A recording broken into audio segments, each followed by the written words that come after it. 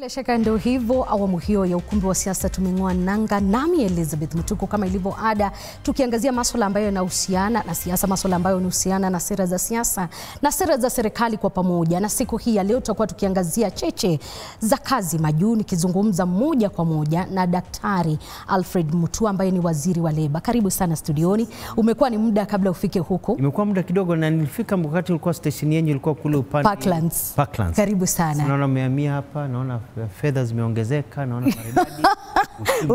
Umesema unanawiri vizuri. Umekuja congratulations. Asante sana. Vizuri sana. Na sisi tumefurahi kuwa nawe siku hii ya leo.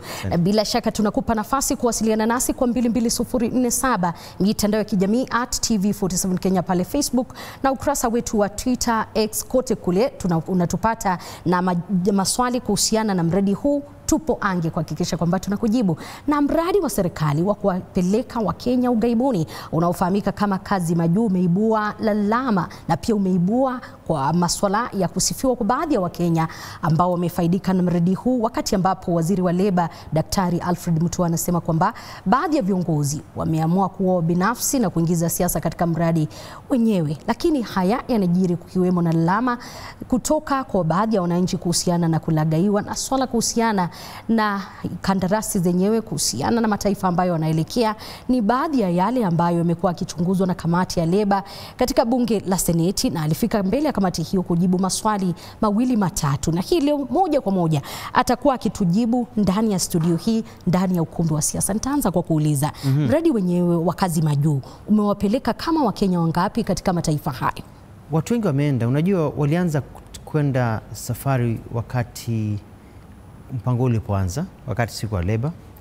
Shida ilikuwa ni kwamba kulikuwa na wale wanaenda kwa mpango wa serikali vizuri, wanajiandikisha, agents wanafanya kitu vizuri, wanajiandikisha pale, tuna rekodi. Na kuna wale wengine walikuwa wanaenda kwa njia ya kisirisiri. Unakuta mtu pengine ametafuta kazi online, amejitafutia kazi, na wasikia wengine wamepotelea kule mama kwa washida, hata tufahamu wamefika kule kwa sababu wameenda wengi, wameenda maelfu ya watu wengi. Jambo la muhimu ni hili. Katika nchi yetu ya Kenya, wale watu wanaotoka shule wako tayari kuingia kwenye ajira ni kama 1,000,000 kwa kila mwaka. Ile kazi ambayo tuko nayo katika hali yetu katika nchi yetu ya Kenya, serikali na viwanda vingine, ni 200,000, 250,000.